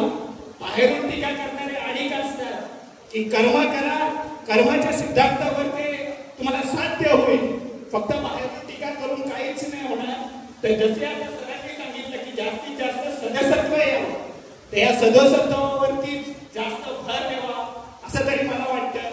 आणि ठाण्यामध्ये गोष्टी करत असताना सुद्धा महाराष्ट्रातून सगळ्या ठिकाणी लोक जर येत आहेत तर ठाण्याच्या लोकांनी एवढी उदासीनता का दाखवली. खरं म्हटलं तर ठाण्याच्या आजूबाजूला हा बुद्ध विहाराचाच परिसर आहे. 100-1 माणसाला आजूबाजूलाच असतील तर पुढच्या वेळेस आपण अधिकाधिक लोकांना ह्या कमिटीपर्यंत आणावं अशी मी सुद्धा यांना एक सूचना करतो. आणि मी माझ्या भाषण संपवायच्या आधी बाबूराव बागुलांची एक चांगली कविता वाचतो की वेदाआधी तू होतास, वेदांच्या परमेश्वराआधी तू होतास, पंचमहाभूतांचे पाहून विराट विक्राळ रूप तू व्याकुळ होत होतास आणि हात उगारून तू याचना करी होतास. त्या याचना म्हणजे ऋचा. सर्व ईश्वरांचे जन्मोत्सव तू साजरे केलेस, सर्व प्रेषितांचे बारसेही तू साजरे केलेस. हे माणसा तू सूर्याला सूर्य म्हटला आणि सूर्य सूर्य झाला, तू चंद्राला चंद्र म्हटले आणि चंद्र चंद्र झाला. अवघ्या विश्वाचे नामकरण तू केलेस आणि प्रत्येकाने ते मान्य केले. हे प्रतिभावान माणसा तूच आहे सर्व काही, तुझ्यामुळे सजीव सुंदर झाली ही मही, ही म्हणजे पृथ्वी. तर मी अधिक न बोलता इथे आता थांबतो. जय भीम, जय बुद्ध, जय भारत. संचालक महोदय, साथियों, काफी देर से ये कार्यक्रम चल रहा है और बाहर बारिश भी हो रही है. बारिश होने की वजह से संभवतः काफी साथी नहीं आ पाए होंगे यहाँ पर, लेकिन बारिश का एक फायदा है कि आप लोग कुछ बाहर भी नहीं जा पा रहे हो इस वजह से, तो इसका बेनिफिट भी है. तो मैं सभी साथियों के साथ साथ अपनी बात को 5-7 मिनट में समाप्त करूंगा. फिर बंते जी अपनी बात विस्तार से रखेंगे, जिनके सत्कार के लिए ये कार्यक्रम यहाँ पर आयोजित किया है. सबसे पहले सभी महापुरुषों को नमन करने के साथ साथ महाबोधि बुद्ध विहार मुक्ति आंदोलन के वर्तमान में युवा भत्ते के रूप में नेतृत्व कर रहे बनते विनयाचार्य जी का जेल से आने के बाद, निकलने के बाद जो मनोवादियों की जो जेल की सलाखें थी उनको तोड़ करके महाराष्ट्र के में आप लोगों ने ये कार्यक्रम आयोजित किया, इसके लिए हम आपका आभार प्रकट करते हैं सम्मानित साथियों। और महाराष्ट्र की तरफ से उपासक होने के नाते हम बनते विनयाचार्य जी का महाराष्ट्र में स्वागत करते हैं। सम्मानित साथियों, ये कार्यक्रम कुछ दिन पहले लिया गया, बीच में चर्चा हुई कि आप लोग सोच समझ के जाना, वहां पर किसी नए संगठन का निर्माण होगा, किसी नए संगठन का निर्माण होगा।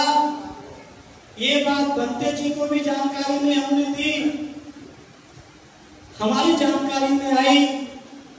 तो साथियों, संगठन के बारे में मैं 1 मिनट में अपनी बात रखना चाहता हूं। संगठन बनाना सबका अधिकार है। संगठन के अंदर बनाने से एक चीज पॉजिटिव होती है, एक नेगेटिव होती है। जहां पर ज्यादा संगठनों का निर्माण होता है वहां पर लोग ये मानते हैं कि विचारधारा में फूट पड़ रही है। क्यों सर? जब संगठनों का निर्माण होता है किसी समाज में, किसी विचारधारा में, तो ऐसा माना जाता है संभवतः कि यहां पर फूट पड़ रही है। लेकिन अगर हम इसके दर्शन में, इसकी गहराई में जाते हैं तो यहाँ पर एक बात और निकल के आती है, ज्यादा संगठनों का निर्माण भी वहीं पर होता है जिसकी विचारधारा के अंदर ताकत बनती चली जाती है। सम्मानित साथी, जब विचारधारा में ताकत आएगी, लोगों में कॉन्ट्राडिक्शन पैदा होगा, तो नए नए संगठनों का निर्माण होगा। लेकिन जो व्यक्ति नया संगठन का निर्माण कर रहा है, वो ये सोच करके नए संगठन का निर्माण करता है कि मैं पहले वाले संगठन से कुछ ज्यादा अच्छा करके दिखाऊंगा। क्यों जी साहब, वकील साहब, मेरी बात समझ में आ रही है? क्योंकि हमें तो आपकी आती नहीं है, हमें तो बड़ी प्रॉब्लम है, पता ही नहीं चला आप क्या क्या बोल गए। बस इतना समझ में आया कि महाबोधि बुद्ध विहार मुक्ति, इसका बड़ा मामला होता है। छोटी सी बात बता के बात को आगे बढ़ाते हैं। एक बार कर्नाटक के नेताओं को बहन जी ने कहा कि जाकर के बोलो अपनी मीटिंग में, प्रदेश की मीटिंग में, कि पार्टी की स्थिति बड़ी खराब है, थोड़ा सा सहयोग करना पैसे का। और जो वहां का ट्रांसलेटर था उसने कह दिया अपनी बात में कि ये दिल्ली से आए हुए नेता ये कह रहे हैं कि पार्टी की स्थिति बहुत मजबूत है, पैसा देने की कोई जरूरत नहीं है। तो समझ में नहीं आया उसने क्या कह दिया। इसलिए थोड़ा सा ध्यान रखें आप लोग भी, क्योंकि आपको अपने जो मैसेज है वो बनते जी को भी पहुंचाना है। जब बनते जी आपकी बातों को समझेंगे तो उसी में से तो निष्कर्ष निकाल करके कुछ अच्छा बोल पाएंगे कि भाई आप कहां तक समझ पा रहे हो इस पूरे सब्जेक्ट को और कहां से इनको शुरू करना है। चलो, बारीक चीजें इस आंदोलन की बनते जी बताएंगे। मैं तो मोटी मोटी 1-2 बात बता करके सम्मानित साथियों समाप्त करता हूं।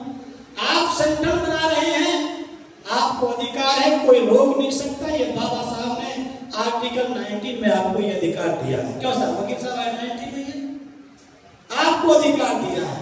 लेकिन आपका संगठन बनाना तभी सार्थक सिद्ध होगा जब आप अपने आप को और से ज्यादा बेहतर साबित कर पाओगे।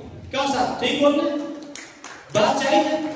वरना अब तो गली गली में संगठन बन रहे हैं। और सबसे बड़ी खुशी की बात है, महाराष्ट्र के लोगों ने तो बड़े बड़े महापुरुष पैदा किए हैं, बड़े बड़े नेताओं को आपने यहां से तैयार करके भेजा है। और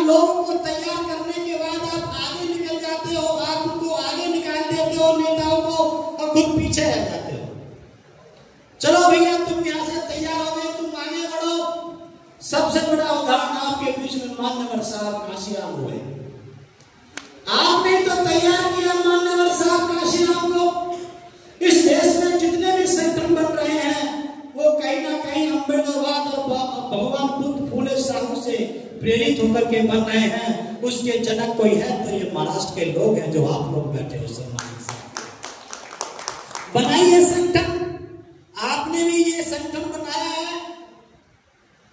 महाबोधि महाविहार मुक्ति आंदोलन जन जागृति अभियान समिति महाराष्ट्र राज्य के लिए ये संगठन आप लोगों ने निर्माण किया है। इसके लिए आपका बहुत बहुत धन्यवाद, बहुत बहुत साधुवाद। उम्मीद करते हैं कि आप भगवान बुद्ध के बाबा साहब के महापुरुषों के कर्म को आगे लेकर के जाएंगे। लेकिन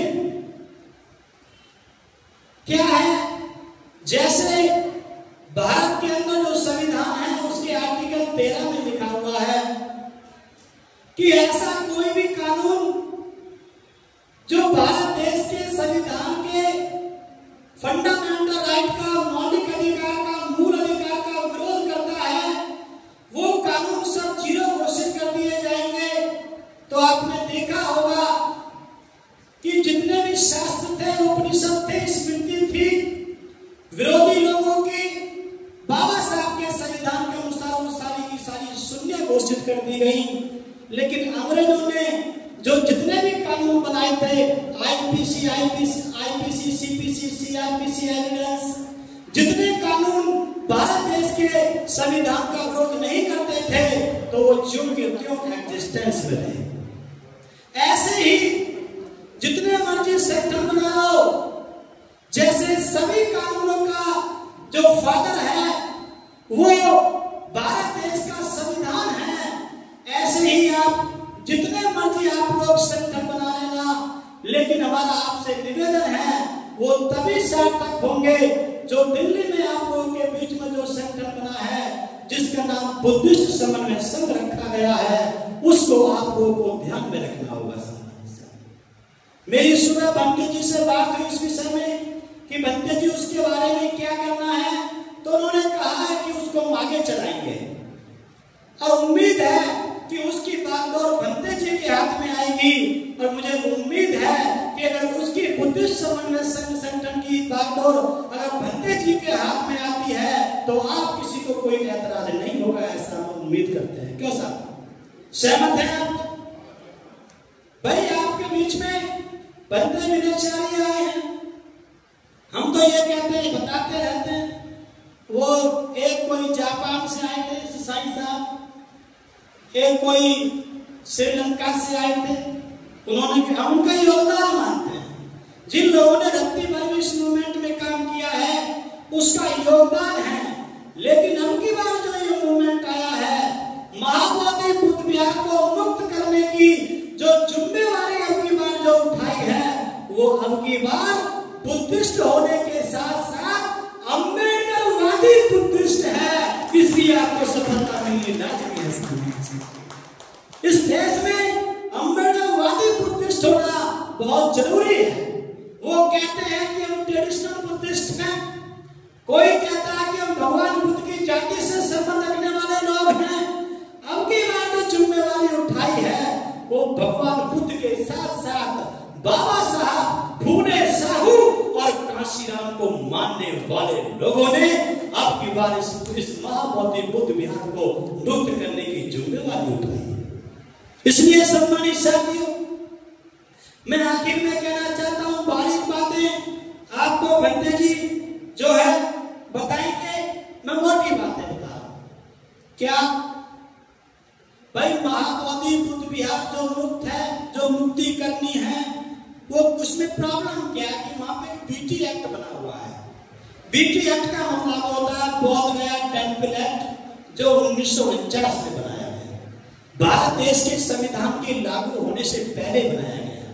यानी कि उस समय बनाया जा रहा था जिस समय भारत का संविधान भी बनाया जा रहा था। क्यों ये समय? उसी समय तो भारत का संविधान बन रहा था, उसी समय इन्होंने ये बना दिया कानून में। मतलब दाने कुछ काला है, उस समय सब कुछ था। कहने का मतलब ये है, इस बीटी एक्ट को समाप्त करने के लिए ये पावर किसके हाथ में है? ये दो लोगों के हाथ में है, एक सरकार के हाथ में है और दूसरा सुप्रीम कोर्ट और हाई कोर्ट के हाथ में है। क्यों जी साहब, वकील साहब, ये हाई कोर्ट सुप्रीम कोर्ट के हाथ में क्यों? क्योंकि अगर सुप्रीम कोर्ट ने ये कह दिया कि ये जो एक्ट बना हुआ है ये भारत देश के संविधान के मौलिक अधिकार के जो धार्मिक अधिकार होते हैं 25 से लेकर 28 तक, उसके विरोध में है, अल्ट्रा वायरस बना हुआ है, उसको शून्य घोषित किया जाता है, तो सरकार की मजबूरी हो जाएगी उसको मुक्त करना। सम्मानित साथी, तो ये एक सुप्रीम कोर्ट के हाथ में है, जिसको भंते जी केस को देख रहे हैं। हमारी जो भिक्षु संघ जो हमारे साथ में बैठे हुए हैं, गाड़ी में बात कर रहे थे कि जो सबसे टॉप का वकील हो पूरे देश में उसको ढूंढो, चाहे हमको पैसा कितना ही खर्च करना पड़ जाए, लेकिन 125 साल से जो ये आंदोलन बहुत पीछे से चलता आ रहा है, कहीं ऐसा ना हो जाए कि आगे आने वाली पीढ़ी को हम जवाब ना दे पाए, तो चाहे पैसा कितना ही लग जाए लेकिन ये मुक्त होना चाहिए। इसके लिए हम पूरे भिक्षु संघ को नमन करते हैं, धन्यवाद करते हैं। और सम्मानित साथियों, दूसरी बात जो ताकत है ये सरकार के हाथ में है, उसके लिए साहब काशीराम ने कहा है कि या तो सरकार को बदल दो, अगर बदल नहीं सकते तो कम से कम हिलाने की ताकत अपने पास रखो। क्यों साहब? ऐसा कोई आंदोलन तब तक सफल नहीं होता जब तक सत्ताधारी की कुर्सी ना हिले। तो उसके लिए हमने पटना में जाकर के आंदोलन करके आए हैं, और उसके बाद ऐसे हम प्रोग्राम कर रहे हैं, बंदे जी प्रोग्राम कर रहे हैं, जन जागरण अभियान चलाया जाएगा, और उसके बाद 12 लाख लोगों को लेकर के दिल्ली के अंदर कूच किया जाएगा पार्लियामेंट के सामने कि यहाँ से हम तब उठेंगे, पहले हमारा आप ये बुद्ध विहार को मुक्त करो। ये तैयारी, बहुत बड़ी तैयारी बंदे जी ने शुरू की है। इसलिए मैं तो टोटल पॉलिटिकल आदमी हूँ, मैं तो राजनीतिक आदमी हूँ, राजनीति के लिए पैदा हुआ हूँ, लेकिन मैंने भी सोचा कि थोड़ा सा सफर बंदे जी के पवित्र काम में तय कर लिया जाए। इसलिए सम्मानित साथियों, मैंने बंदे जी को ज्वाइन करके मैं इस मोमेंट में आप लोगों के साथ आया हूँ। आखिर मैं कहना चाहता हूँ कि साहब काशीराम का जो काम था, बाबा साहब के 2 सपने थे, आप अच्छी तरह से जानते हैं। एक सपना था कि भारत की सत्ता की कुर्सी पे आप लोग बैठो, बहुजन कॉन्सेप्ट का व्यक्ति बैठे, संविधान को मानने वाला व्यक्ति बैठे। ये बाबा साहब का सपना नंबर 1 था, और सपना नंबर 2 था कि ये देश बौद्ध में बने। क्यों जी साहब? ये तो थे, एक सत्ता पे आप लोग का भी जो संविधान को मानता हो, और दूसरा ये भारत बौद्ध में बने। इस काम को लेकर के आपके बीच से मान्यवर साहब काशीराम निकल के गए हैं, और आपको मालूम है कि सीएम की कुर्सी तक वो पहुंच गए हैं। इसलिए मैंने भी साहब काशीराम की अस्थियों को, जब साहब काशीराम का परिनिर्वाण हुआ था, तो मैं दिल्ली के निगम बौद्ध घाट पे मैंने साहब की अस्थियों को अपने हाथ में लेकर के ये कसम खाई कि साहब काशीराम, आपने अगर टूटी चप्पल पहन करके, साइकिल पे चढ़ के, मुर्दों के कपड़े पहन के, अखबार बिछा के जमीन पर रात बिता करके, और सूखी रोटी को पानी में डुबो करके खा करके, इतनी विषम परिस्थिति में अगर साहब काशीराम आपने हमको सीएम बना के दिया है, तो हम आपकी असली सपूत औलाद उस दिन कहलाएंगे जिस दिन इस देश का प्रधानमंत्री बना करके देंगे। मैं एक कसम खा के आया हूँ कि साहब मैं आपके रास्ते पे चलूंगा, ना कभी शादी करेगा जयप्रकाश, ना घर वापस जाऊंगा, और ना धन इकट्ठा करूंगा। आपने सीएम दिया है तो आपको पीएम देने का काम आपकी ये असली सपूत औलाद करेंगे। याद रखना, जब कोई मूवमेंट बिगड़ता है, जब कोई बात बिगड़ जाती है, तो बनाने वाले की आवश्यकता जरूर होती है। ये मूवमेंट बिगड़ता है, बिगड़ जाने दो, घबराने की जरूरत नहीं है, लेकिन इसको इकट्ठा करने वाला जरूर धरती पे पैदा होगा, और इस देश की प्रधानमंत्री की कुर्सी तक पहुंचाने का काम इस मूवमेंट से होगा। आप लोगों ने हमारी बात को ध्यान से सुना, मुझको प्रभात साहब ने जिम्मेवारी दी, उस जिम्मेवारी को जितना हो सका मैंने निभाने का प्रयास किया। ये संगठन है, अच्छी बात है, बनने चाहिए, बनाओ, खूब बनाओ, लेकिन सफल जब माना जाएगा तो आप कुछ औरों से बेहतर करके दिखाएंगे। उसके लिए मैं जो है बंते जी से भी निवेदन करूंगा कि वो अपना आशीर्वाद दे, पूरा भिक्खु संघ आशीर्वाद दे, और जो ऊपर जो फादर जो है, जो सबसे बड़ा जो सिस्टम होगा संगठन का, उसके लिए बुद्धिस्ट समन्वय संघ को बहुत जल्दी जो वैसे आप ही लीड कर रहे हैं, आपका बहुत बहुत धन्यवाद। आप लोगों ने मेरी बात को ध्यान से सुना, और मैं कहना चाहता हूं, जो संविधान को बदलने की बात करते हैं, मैं कहना चाहता हूं कि हम तख्त भी बदल देंगे, हम ताज भी बदल देंगे। अरे तुम हमारे महाबोधि बुद्ध विहार को या तो मुक्त कर दो, नहीं तो हम तुम्हारी सरकार ही बदल देंगे। आप लोगों ने हमारी बात को ध्यान से सुना, आप सभी का बहुत बहुत धन्यवाद। पवार साहब का धन्यवाद, पूरी टीम का धन्यवाद, आयोजक साथी सभी साथी पहुंचे, आपका बहुत बहुत धन्यवाद। इसी के साथ मैं अपनी वाणी को विराम देता हूं। जय भीम, जय भारत, जय काशीराम, नमो बुद्धाय, धन्यवाद।